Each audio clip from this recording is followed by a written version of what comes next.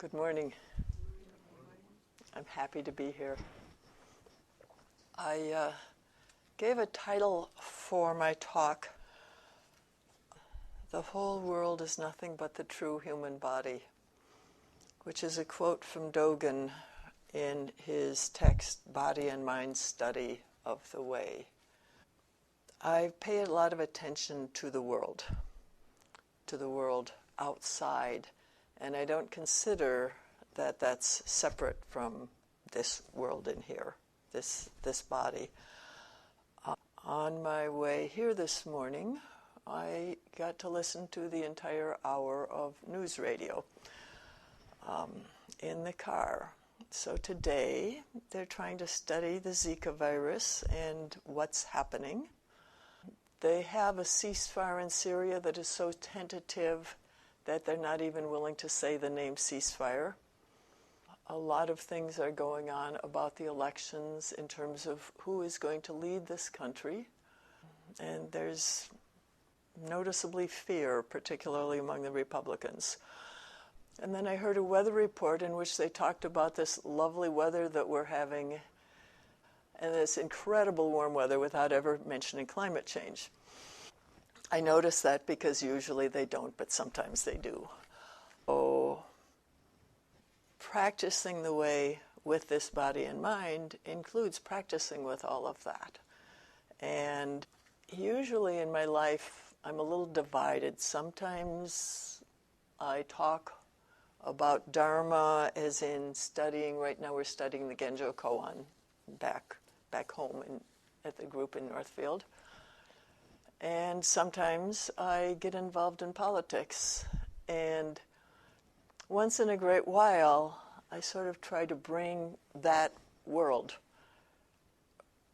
No, it's more bring that world into the Zendo, bring practice to look at that world. And that's my intention here, because I know I'm in a place where the Dharma is abundant. So, the text, 1242, which is, at that time, Dogen was practicing in his first temple in Kyoto about a year before he moved to Eheiji. It's titled Body and Mind Study of the Way, and he writes a bunch about the mind. And then he writes about studying with the body, and although the mind part was really tempting, I'm restricting myself to a small piece of what he says about the body. The first things that he says about the body. To study the way with body means to study the way with your own body. It is the study of the way using this lump of red flesh. The body comes forth from the study of the way. Everything that comes forth from the study of the way is the true human body. The entire world of the 10 directions is nothing but the true human body. The coming and going of birth and death is the true human body. To turn this body around, abandoning the 10 unwholesome actions, keeping the 8 precepts, taking refuge in the 3 treasures, and leaving home and entering the homeless life, is the true study of the way. For this reason, it is called the true human body. So, there is a lot there, and the rest of what he wrote expands on this and gives details and so forth. The lump of red flesh, the skin bag, all those interesting expressions that the ancient teachers used to talk about this thing that we live in and we think is ours, and through which awareness experiences the world.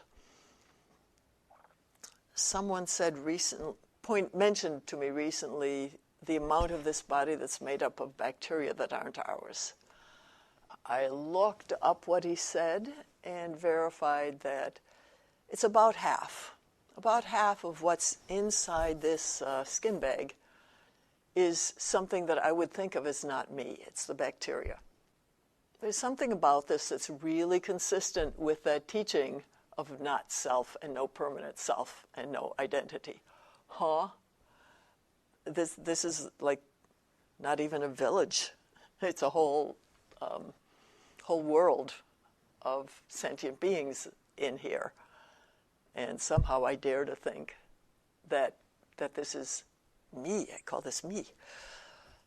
It's also half water. Now, some of that water must be in the bacteria, otherwise it's just bacteria and water. And there's nothing else left at all.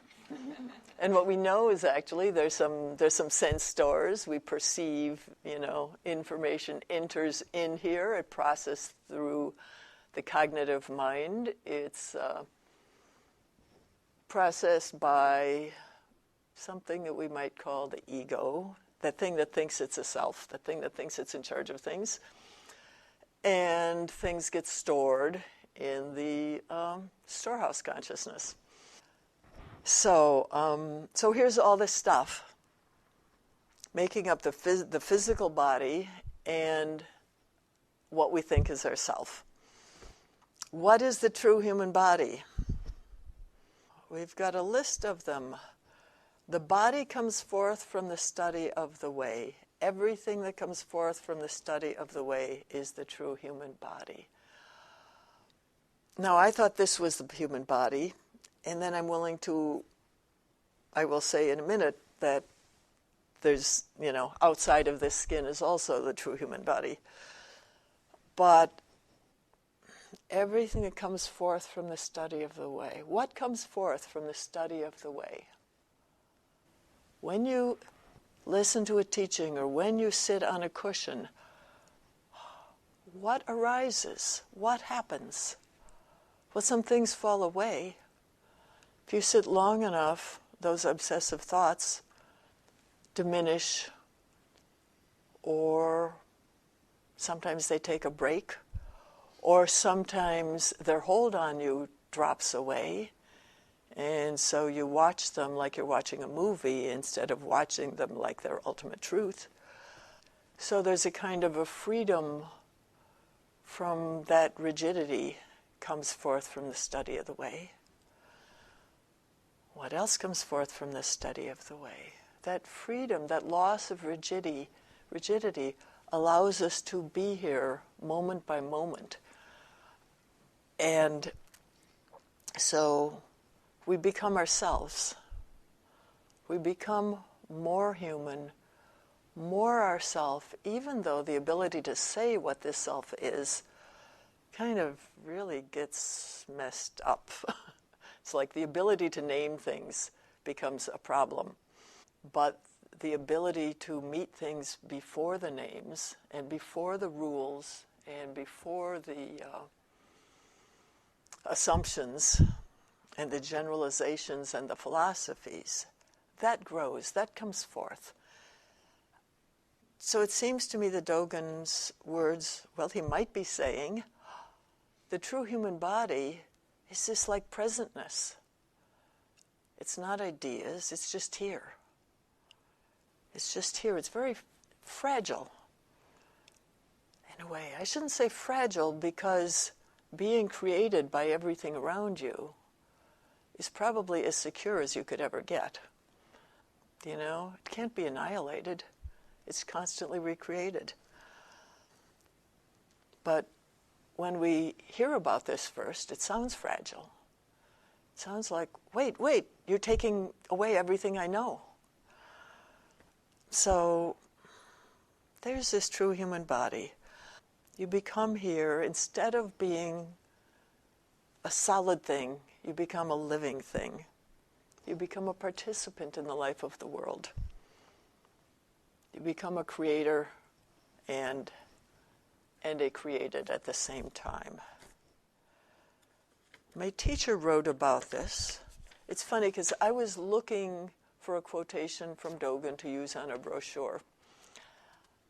And instead, I found this totally astounding thing which totally took over the brochure because I couldn't use a piece of it.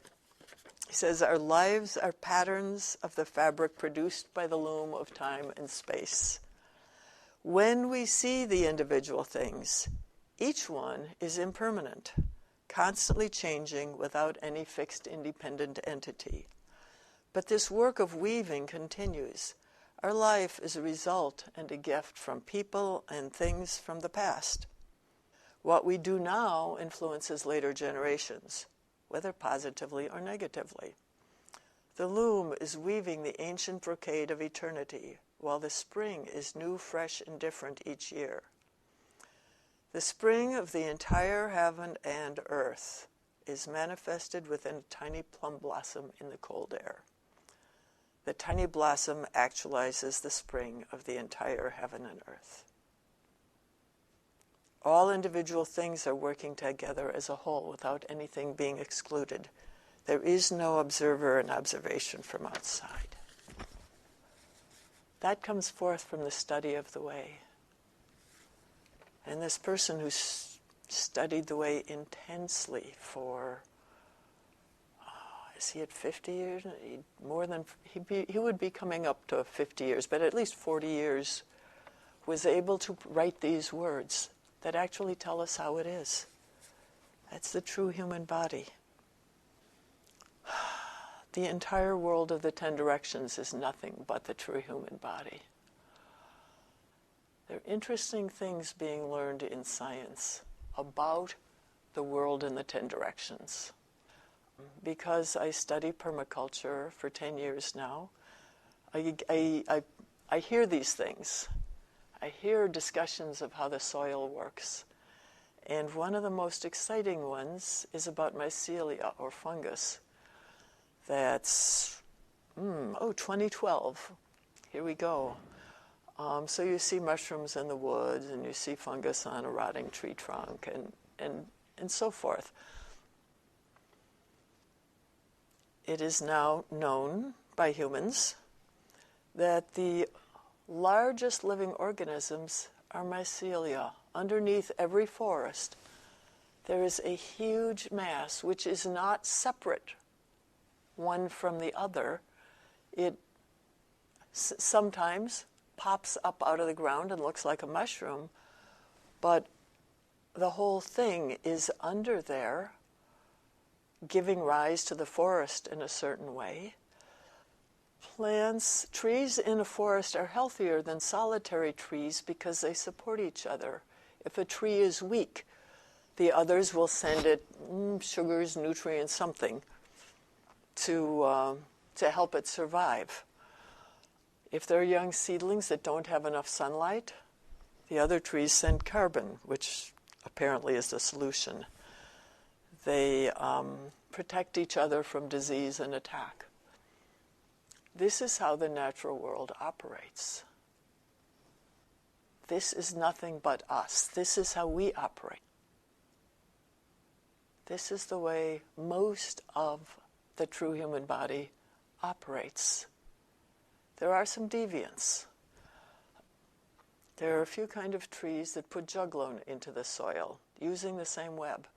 And juglone interferes with other plants, and so they don't grow so well around the walnut trees and around the buckthorns. And so there actually is competition. And the mycelial network will communicate, will transmit any of this. It's not like God. It's neutral. It'll go this way or that way. And I think a question for us is then, which kind of tree are we going to be? Which kind of being are we going to be? The kind that puts a little poison out so nobody can live around us? I think probably people have noticed that humans do this a lot. Or the kind that, when it sees weakness, supports it. Supports that which is weak. And the human instinct to do that is also strong. It's not like humans are bad and we're only competitive. Humans naturally help a weak thing. Children rescue a baby bird. It might not have needed rescuing, but it's like the urge to help is is strong. There's a tribal forest in Wisconsin managed by the Menominee tribe since 1865. It's healthier now than it was 150 years ago. And they log it, you know. They log it for timber, and they take care of it, and it's healthier now than it was when they started. People can do this kind of thing. And I'm part of the movement that says we can farm in a way that's like this, that it's better than it was. If we're willing, we can do this. If we don't think we're separate, this is what we do. So, this incredible natural world. There's also the human world. There's also wars. We now have our first official climate refugees. There's a tribe outside of an island, I think it's off of Louisiana, but I know it's in the Gulf of Mexico, and rising waters have driven it out, and they are being helped to find a new place to move together.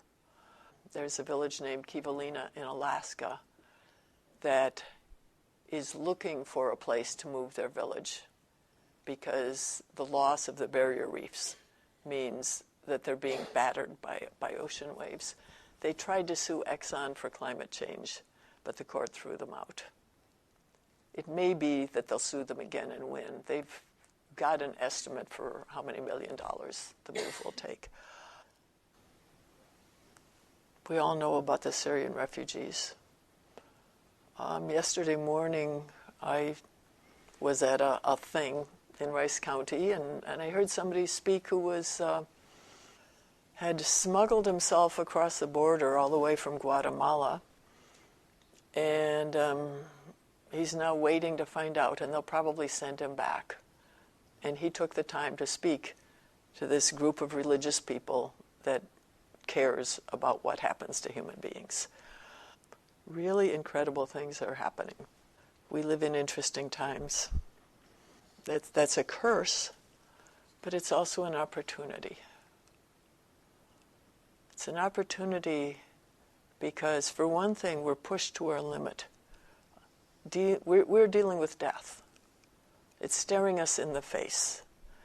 And not just because my mother died and my father died and my sister died of cancer when she shouldn't have because she was too young. That pushes you. When that happens in your family, you have to grow. So as a species, or perhaps as a civilization, but anyway, as human beings, we're facing the destruction of our environment and loss of life everywhere around us. And we don't know what will happen next. We actually have to be engaged. A lot of times people give talks like this and they produce a lot of data. I can't stand to produce data. I'm assuming you're getting some news. If people need data, I'll produce it. You have to ask me, though. I feel like I'm beating people when I produce data.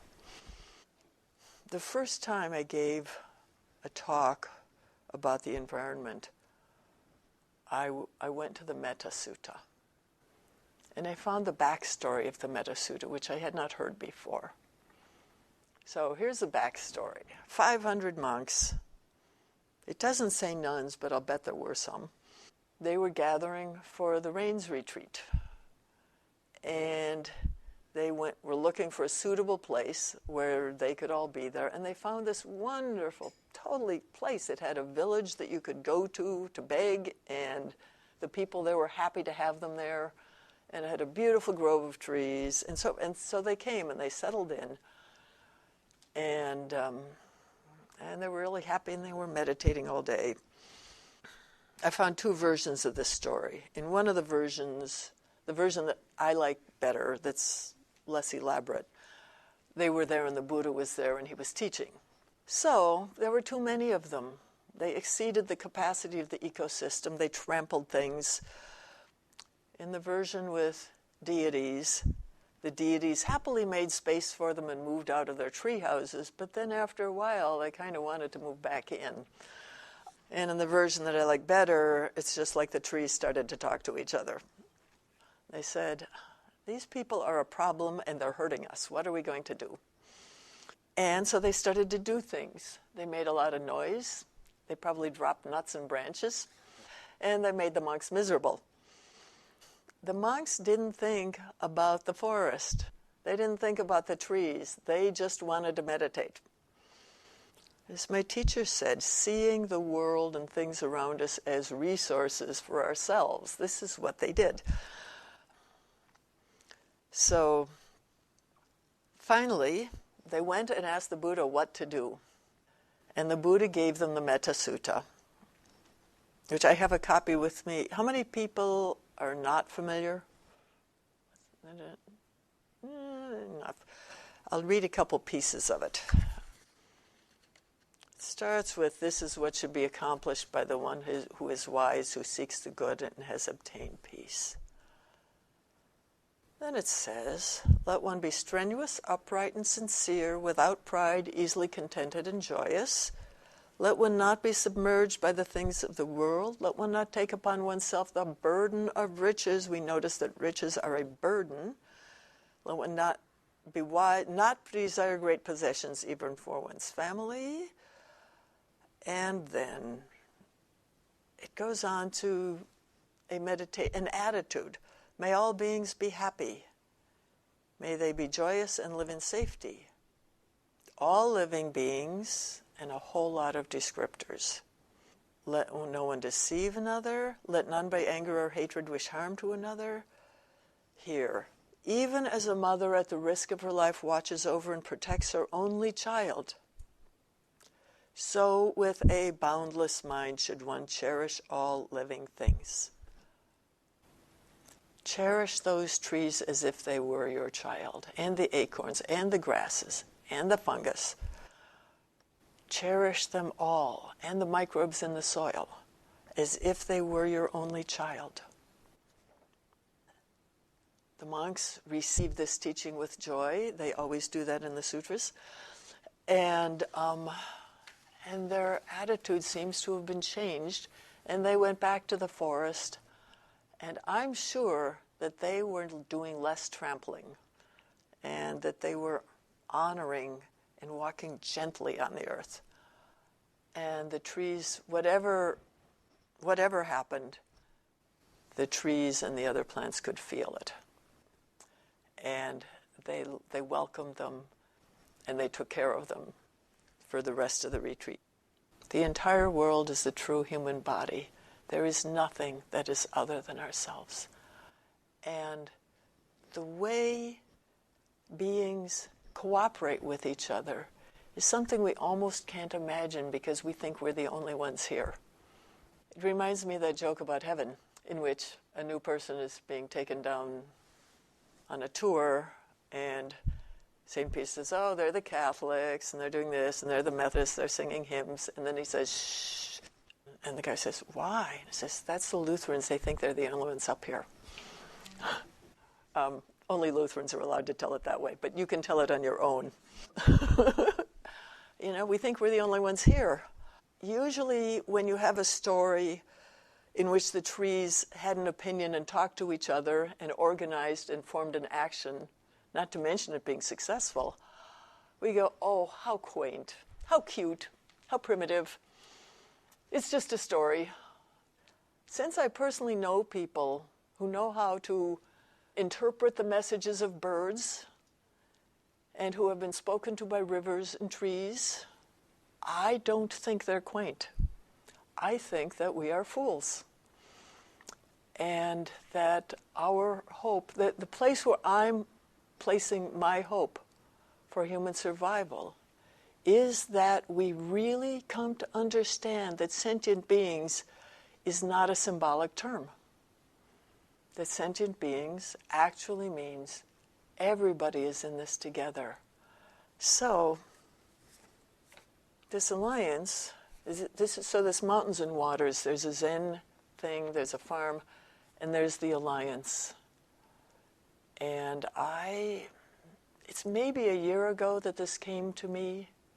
At the end of a 5-day sit, I went out and walked the land, and I asked the trees for support. Somebody had suggested I do this. And I came back. I could feel them answering me. I asked them for support. I asked them to help me take care of it with the farm, because that's what I really needed, was help with the farm. I felt them answer me, and then I went back and I wrote this vow. And it's like, this is the shape of my, whatever it is I have to give. I guess you would say my work. So I guess I'm going to read the vow. We accept our place in the community of life. We ally ourselves with mountains, waters, and everything that lives, for the protection and restoration of the whole earth and all beings, human or non-human, known or unknown, near or far, born or to be born, which echoes the list in the Metta Sutta. We make this request of animals, plants, waters, mountains, valleys, clouds, rocks, individually and collectively, to accept our vow of support and join with us in this protection, restoration, renewal, and regeneration. So I have come, my repentance now looks like this. It's like, even though I've used my share of fossil fuels, and have I ever literally put pavement on something? I've built, yes I have. I've built buildings in what was a pretty place. It was still a pretty place, but it was nicer before I got there. And I am making an intention, a vow, to go the other way and to ask them to help me change and to help us change, and to ask them to welcome us. And they are much bigger than we are, and they've been taking care of the earth for a really long time. I mean, they are the earth, but they have been creating or co-creating for a really long time. I have found, well, I haven't found anything. I don't know anything, you know. I know some indigenous people who actually grew up this way. And one of those is a person who's been listening to birds since he was 12. And he can do anything in the natural world. So, listening to our whole body, embracing our whole body, being with our whole body, that's what I'm seeking to learn. It's kind of funny because in Buddhism we have this term called enlightenment. In Shodo Zen we say, well, personal enlightenment doesn't matter, just practice, and enlightenment is the whole world around us. There are these political people who are saying this word called decolonization. And internal decolonization is when you give up treating the earth as a thing that you can conquer and colonize and start to belong. This, of course, is my definition. There have been pages and books written about it. So I'm not speaking for anybody but myself. But it's like, it doesn't look very different to me. And I'm going to close with a poem that appeared on my Facebook page. I have poets in my Facebook world, and that's very nice. Do not try to save the whole world or do anything grandiose. Instead, create a clearing in the dense forest of your life and wait there patiently until the song that is your life falls into your own cupped hands and you recognize and greet it. Only then will you know how to give yourself to this world so worthy of rescue.